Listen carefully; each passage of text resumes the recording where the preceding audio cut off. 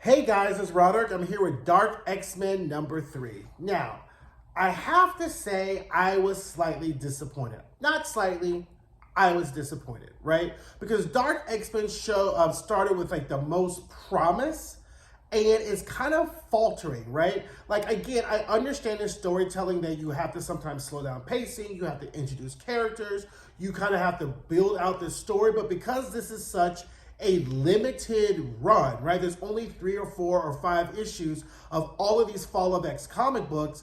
The expectation is you don't have the same type of time or runway to try to build a story, tell a story. Like this was supposed to be, as marketed, kind of the fallout after the Hellfire Gala and how people were kind of dealing with that, going with that, and a lot of these books have just really been kind of falling flat. Like I mean, this was with a limited run like this. You're supposed to give us breakneck action, breakneck plot development, and an ending that's going to say after 4 weeks or 5 weeks that is really worth it. And a lot of these books are like hit or miss. Like X-Men 28 was fantastic.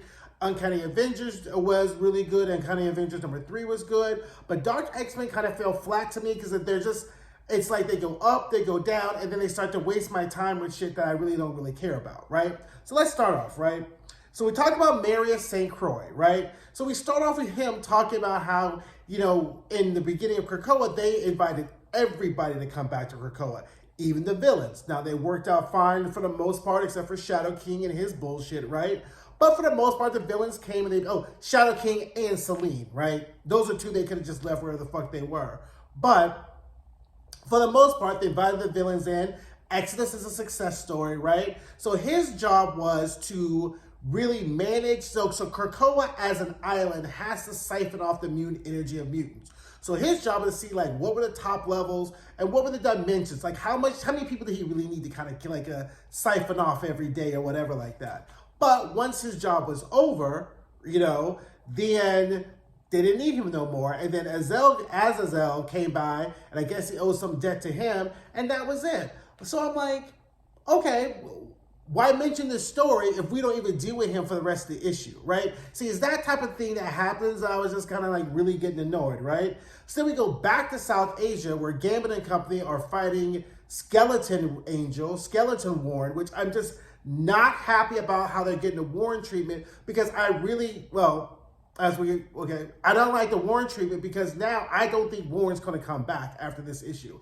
I think Warren's done, right? Because if you see the promo from the Rise of the House of X, Fall of the House of X, Warren, Bobby, and Beast aren't in the picture, right? Beast is on his bullshit. Bobby can barely hold himself solid, and now Gambit kills Warren, right? So we'll just skip to that. They're in South Asia. They're fighting Warren.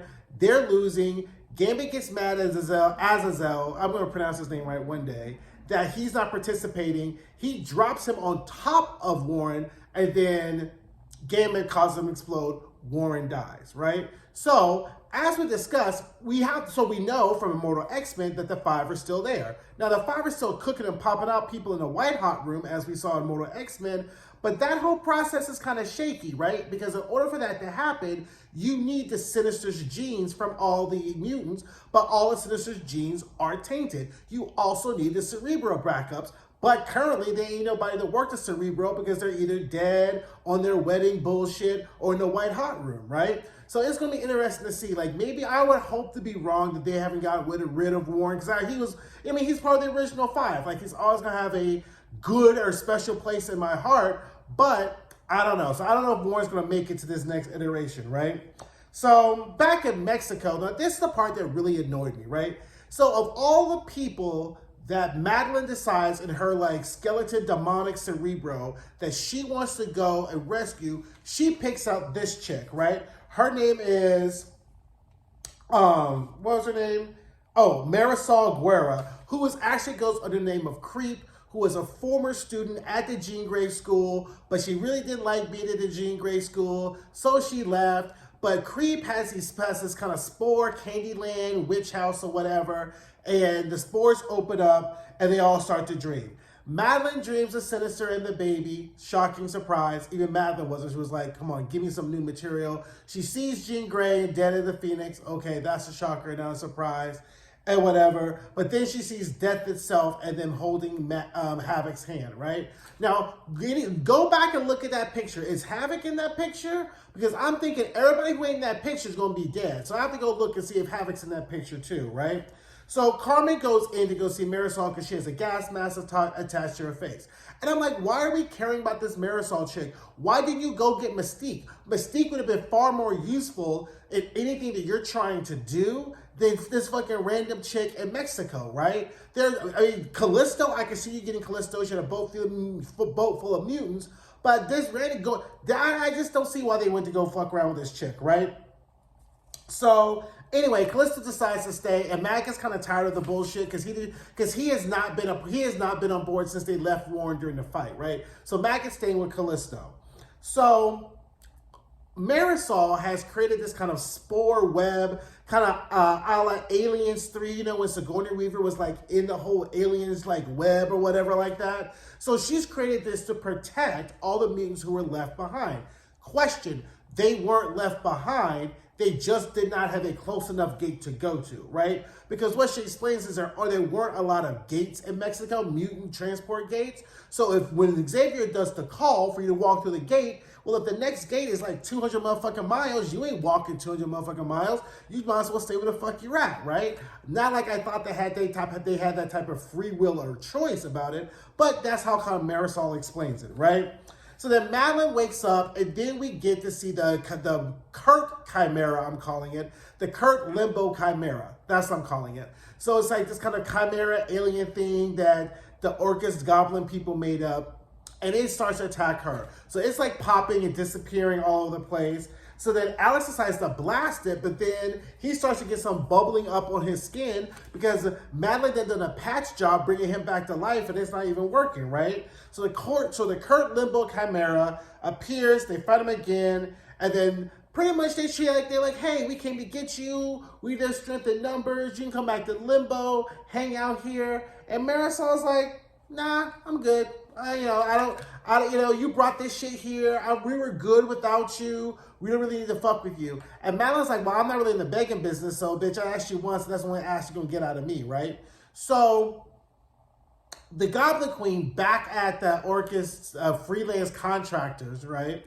They're like, well, damn, we done lost Angel. Our little Chimera's wounded. Orcus ain't really giving us all this money just to be fucking around and coming up with L's, right? So we need a better plan. So they're like, and we can't really beat Madelyne in limbo or nowhereness when they're trying to fight her.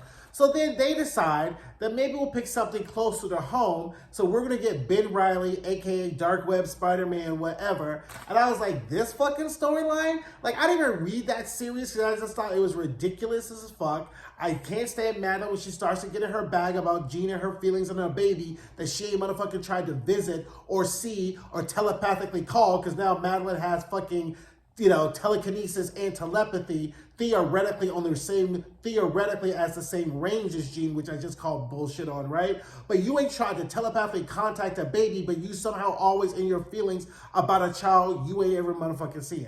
Anyway, back to Ben Reilly. I guess that's what they're trying to do, and I'm just like, So anyway, that was Dark X-Men. We were almost done with this. I think we already got like 1 or 2 more issues or whatever. I liked it in theory. I thought it was going somewhere. It has not arrived at the place I expected to go, and I don't think it's going to end up being there. But I'll sit around for the ride, and we'll see how it goes, okay? Anyway, guys, don't forget to like, don't forget to comment, don't forget to subscribe, and I'll see you guys later. Bye.